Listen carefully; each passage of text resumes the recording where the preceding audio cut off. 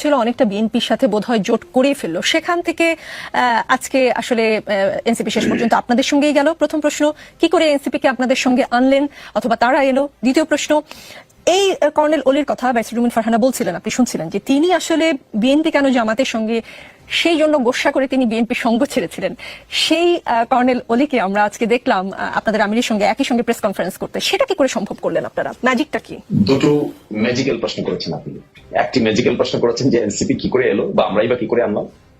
তো এই পার্টে এজেন্ডার মিল হয়েছে, পারপাসের মিল হয়েছে, কর্মের মিল হয়েছে। That's why we are together.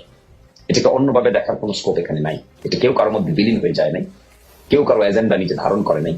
কিন্তু ইলেকশনকে সামনে রেখে যে এজেন্ডা গুলো উপস্থাপন করা হচ্ছে, উইচ আর কমন এজেন্ডা, এই কমন এজেন্ডায় উই এগ্রিড।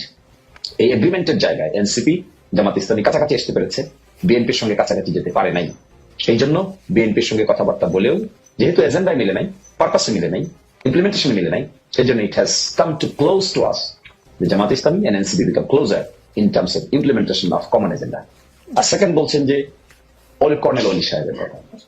দেখুন, পরিবর্তন হিউম্যান লাইফে is one of the important phenomenon. People changes, mind changes, situation changes, circumstances changes. যে সার্কামস্টেন্সেসে বসে আমি আপনার সঙ্গে আর্গুমেন্ট করছি, এই সার্কামস্টেন্সেস আর আপনার স্টুডিওতে বসে যদি আমি আর্গুমেন্ট করতাম, situation could have been different. যে সিচুয়েশনে এখনকার নির্বাচন হতে যাচ্ছে আর যে সিচুয়েশনে তিনি বিরোধিতা করেছিলেন, the situation is far more different than it was before. ফলে আমি ওনার এই পরিবর্তনটাকে আমি দেখতে চাই, this is some sort of dynamism. আপনি যখন আপনার পরিবর্তন রিস্ট্র্যাটেজিস করেন, কৌশলকে পুনঃকৌশল করেন, রিকৌশল করেন, করতে পারেন।